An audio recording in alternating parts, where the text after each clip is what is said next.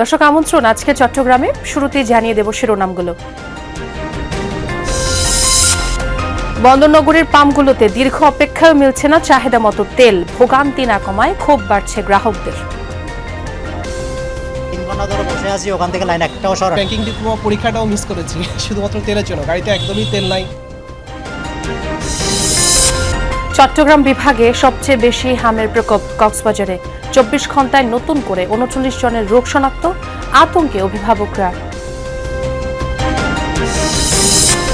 সঙ্গীত নেশা হলেও পেশা হিসেবে নিতে পারছেন না বন্দরনগরীর শিল্পীরা। জীবিকার তাগিদে অনেকেই বেছে নিচ্ছেন ব্যবসা, শিক্ষকতা সহ অন্যান্য কাজ। এটাকে পেশা হিসেবে নিতে সবাই ভয় পায়। এবং আপনি যে বললেন পরিবার থেকে যে ছেলে ডাক্তার, আমার ছেলে ডাক্তার হবে, ইঞ্জিনিয়ার হবে, শিল্পী হবে, সেটা কেউ বলে না।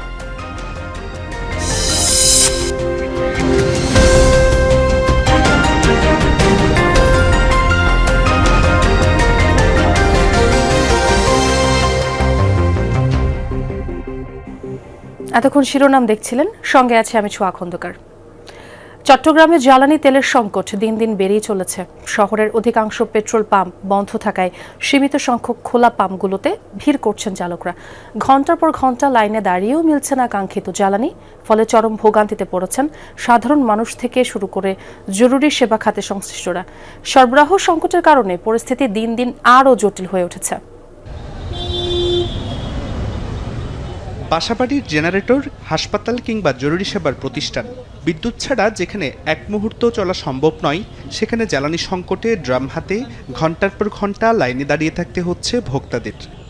বিল্ডিংয়ে আপনার 1 ঘন্টা যদি কারেন্ট না থাকে তাহলে 5 লিটার তেল লাগে, এখানে দিচ্ছে সর্বোচ্চ 10 লিটার, তো 2 ঘন্টায় শেষ।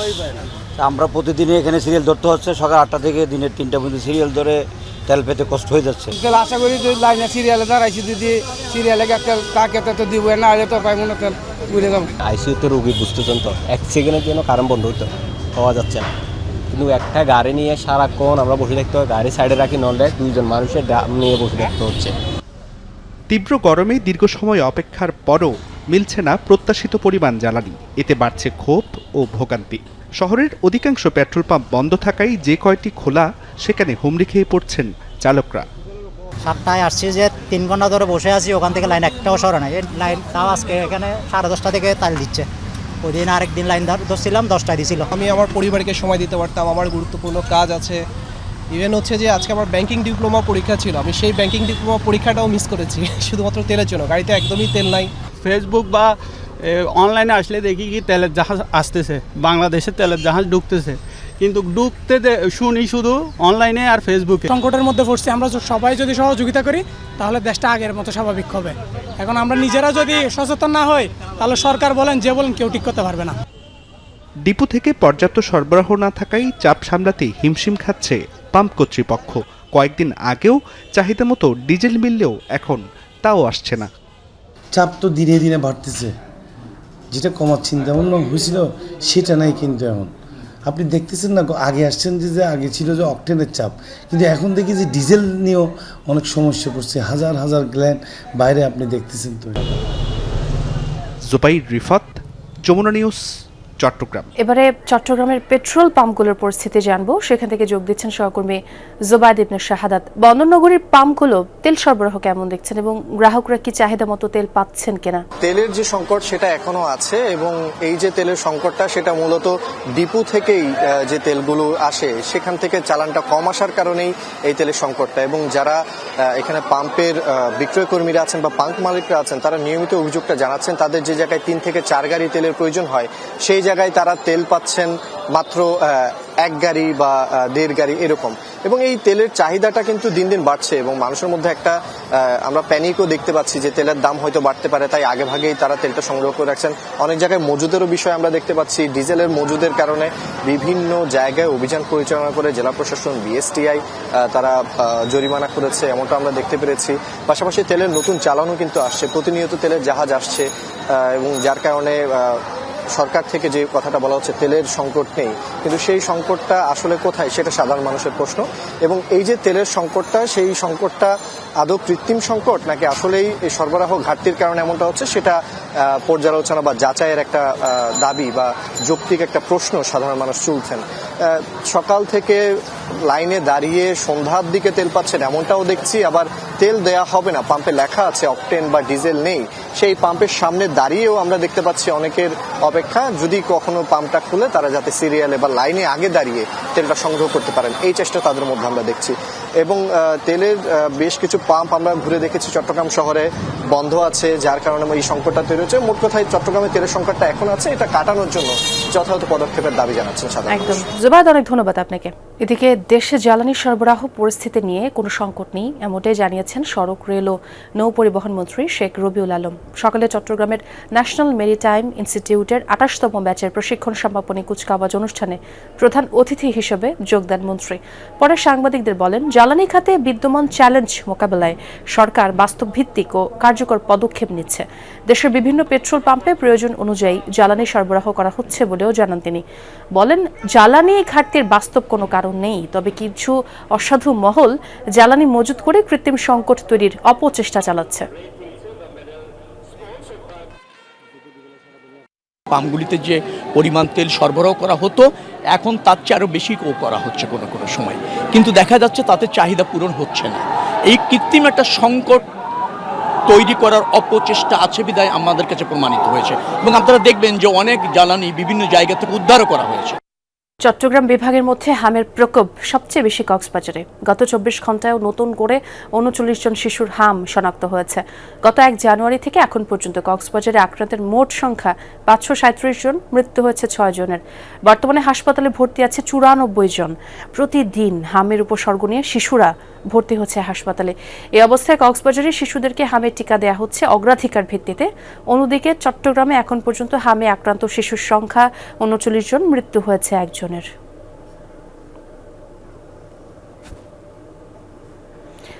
যেমনটি বলছিলাম, কক্সবাজারে হাম পরিস্থিতির খবর জানবো সহকর্মী এহসান আল কুতুবির কাছ থেকে। এহসান, শুনতে পাচ্ছেন নিশ্চয়ই, হাম ও উপসর্গ নিয়ে হাসপাতালে নতুন করে কতজন রোগী ভর্তি হলেন, একটু বিস্তারিত জানতে চাই আপনার কাছ থেকে।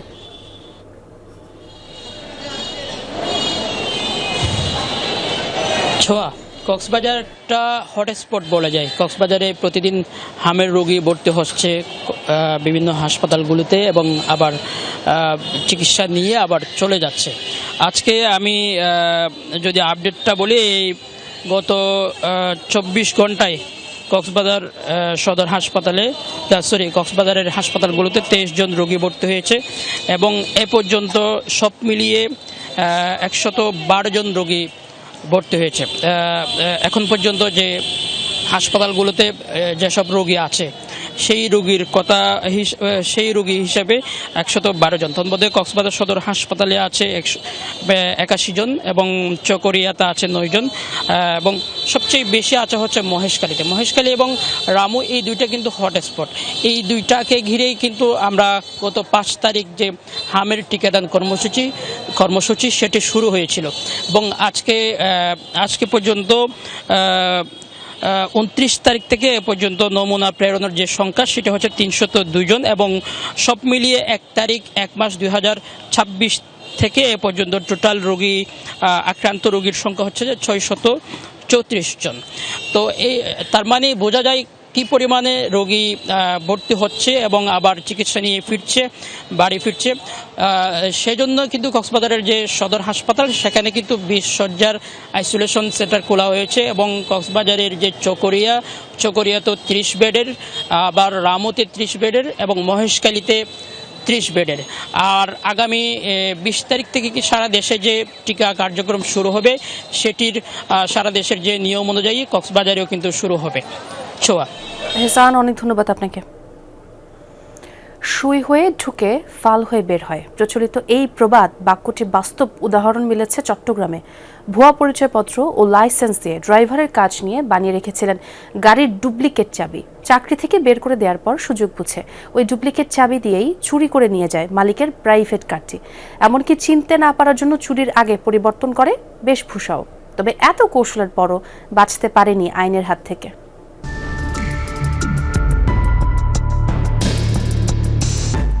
গত 16 এপ্রিল ভোর 6টা মাথায় হেলমেট পরে অনায়াসে সিডি আবাসিকের একটি বাড়ির গেট খুলে ভেতরে প্রবেশ করে এই ব্যক্তি। এরপর কয়েকটি দরজা পরখ করে চলে যায় সোজা পেছনের গাড়ির দিকে। খুব সহজে গাড়ির দরজা খুলে নিয়ে যায় টয়োটা ব্র্যান্ডের প্রিমিয়াম মডেলের এই গাড়িটি। ঘটনার পরপরই ছায়া তদন্তে নামে গোয়েন্দা পুলিশের একটি টিম। বেশ কয়েকটি সিসিটিভি ফুটেজ পর্যালোচনা করে দেখা যায় মাথায় হেলমেট পরার আগে কয়েক দফা জুতা ও পোশাক পরিবর্তন করে ওই ব্যক্তি, যাতে পরিচয় শনাক্ত করা সহজ না হয়। তবে তদন্তের এক পর্যায়ে বের হয়ে আসে তার পরিচয়। তার পায়ের জুতো চেঞ্জ করছে, তার পরনে কালো শার্ট ছিল ওটা চেঞ্জ করে পাঞ্জাবি পরছে, আর ফেস ডিটেকশন না করার জন্য সেই হেলমেট পরছে। তারপর হচ্ছে মাথায় ক্যাপ পরছে। পূর্ববর্তী কর্মচারী ছিল সেটা না বোঝার জন্য সে সর্বোচ্চ কৌশলের সে আশ্রয় নেয়। পরিচয় শনাক্তের পর তাকে ধরতে নগরীর বায়েজিদ এলাকায় শুরু হয় অভিযান। চুরি যাওয়া গাড়িসহ তাকে গ্রেপ্তার করা হয়। পুলিশ জানায় কৌশলের অংশ হিসেবে তার নাম ইব্রাহিম হলেও চাকরি নিয়েছিলেন আলাউদ্দিন নামে। এমনকি চুরির পর ধরা না পড়তে গাড়িতে ব্যবহার করে গোয়েন্দা সংস্থার স্টিকার। চোরের যে কৌশল ছিল সেটা হলো সে ভুয়া এনআইডি এবং ভুয়া ড্রাইভিং লাইসেন্স দিয়ে সে চাকরিতে আসে। তার বাসা সার্চ করে আমরা কিছু গোয়েন্দা বিভাগের স্টিকার পেয়েছি, যে স্টিকারগুলো দিয়ে সে বিভিন্ন সময় ক্রাইমের কাজে ব্যবহার করত, গাড়ির সামনে সেই স্টিকারগুলো ব্যবহার করত। তো সেটাও আমরা খতিয়ে দেখছি যে সে এর মধ্যে সে কি একাই আছে নাকি এই চক্রে আরও কেউ আছে। একদিনের ব্যবধানে গাড়ি উদ্ধার হওয়ায় খুশি গাড়ির মালিক। তবে তাকে অবাক করেছে ছদ্মবেশে চোরদের এমন কর্মকাণ্ড। যখনই আপনাদের গাড়িতে ড্রাইভার নিয়োগ দিবেন তখন অন্তত তাদের যে পরিচয়পত্র, ড্রাইভিং লাইসেন্স এগুলো যাচাই বাছাই করে আপনারা ড্রাইভার নিয়োগ দিয়েন।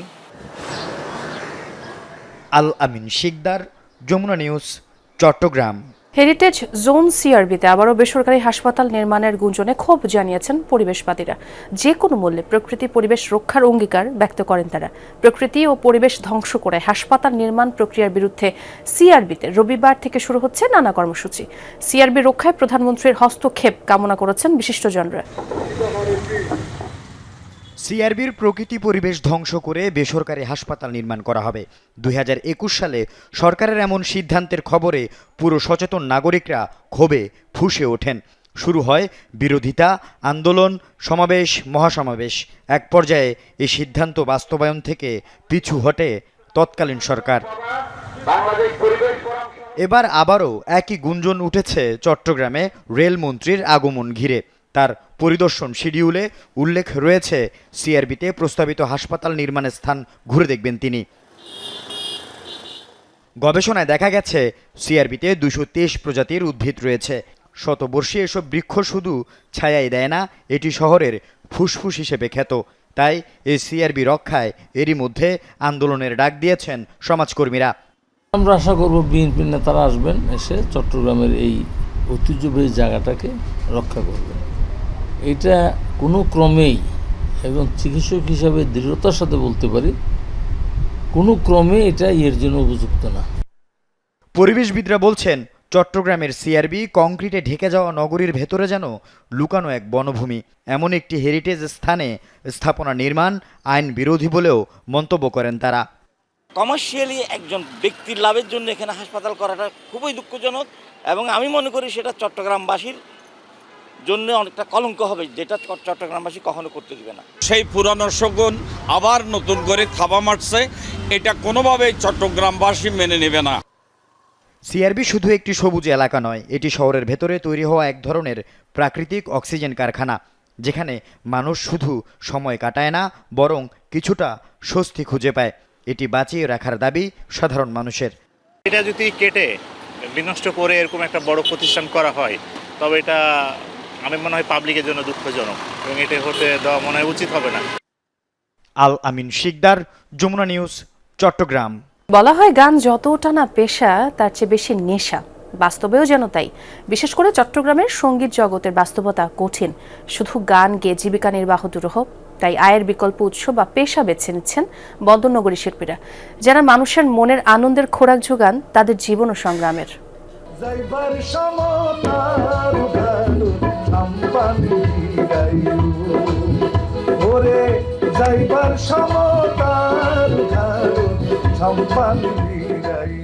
কৈশোরে বেতার, এরপর টেলিভিশনে, মঞ্চে গান গেয়ে শ্রোতাপ্রিয় হন চট্টগ্রামের এই সঙ্গীত শিল্পী আলাউদ্দিন তাহের।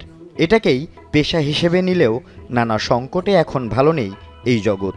শুধু গান গেয়ে জীবিকা নির্বাহ করা কঠিন, তাই পাশাপাশি অন্য ব্যবসাও কাজ করছেন বেশিরভাগ শিল্পী। অনুষ্ঠান করে বিভিন্ন শিল্পীরা সংসার চালায়, তারা অন্তত চলতে পারবে।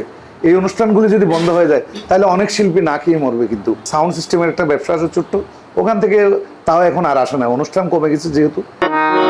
কত যে তোমাকে বেশিছি ভালো, সে কথা তুমি যদি জানতে। এই সুর, এই গান শ্রোতাদের মুগ্ধ করে। শুধু দেশ নয়, দেশের বাইরেও সুনাম কুড়িয়েছেন চট্টগ্রামের এই শিল্পী। ওপার বাংলার সারেগামাপাতে অংশ নিয়ে পেয়েছেন জনপ্রিয়তা। এত অর্জন, ভালোবাসা প্রাপ্তির পরও জীবন সংগ্রামে টিকে থাকতে গানের পাশাপাশি করতে হচ্ছে ব্যবসা। একটা ক্রান্তিকাল চলে আসে দেশের, মানে সংকটময় মুহূর্ত যেটাকে আমরা বলি, সে সময় কিন্তু ওই প্রভাবটা প্রথমেই এসে পড়ে মিউজিকের উপর। তাই এটাকে পেশা হিসাবে নিতে সবাই ভয় পায়। এবং আপনি যে বললেন পরিবার থেকে যে ছেলে ডাক্তার, আমার ছেলে ডাক্তার হবে, ইঞ্জিনিয়ার হবে, শিল্পী হবে, সেটা কেউ বলে না। সমানে সমানে না হইলে পিরি, সেই পিরি থাকে না। ভিন্ন ধাঁচের মৌলিক ও ফোক গান গেয়ে জনপ্রিয়তা পাওয়া এই দুই ভাইও এখন গানের জগতে সরব। টেলিভিশনে, মঞ্চে, কনসার্টে নিয়মিত দর্শক মাতান। পেশার প্রশ্নে তাদের কণ্ঠেও হতাশা। বাদ্যযন্ত্র বিক্রি এবং তা শেখানোই তাদের আয়ের মূল উৎস। মিউজিক্যাল শপটা, ইভেন স্টুডিওর কাজ, ইভেন সামনে আরেকটা চিন্তা ধারণা আছে যে অনলাইন সুপার শপের মতো কিছু একটা করার। তো এই থেকেই আসলে দেওয়া সার্ভাইভ করার জন্য। ওরা এটা শিখতে চায়, ইউকেলেতে আপনার কর্ড ধরে বাজায়, দোতারা স্টাইলে বাজায়। তো দোতারা স্টাইলে আসলে এটার মূলত একটা ভালো লাগে। এটা আমাদের এখানে চট্টগ্রামে ডিসি হিলে আমরা ক্লাস দেই। কেউ মরে টাকার জ্বালায়, কেউ মরে সংসারে। টাকাই যে জগতের সব, অনেক অভিজ্ঞতা আর কষ্ট থেকে শিক্ষা নিয়ে রচিত এই গানটিই যেন অনেক শিল্পীর মনের কথা।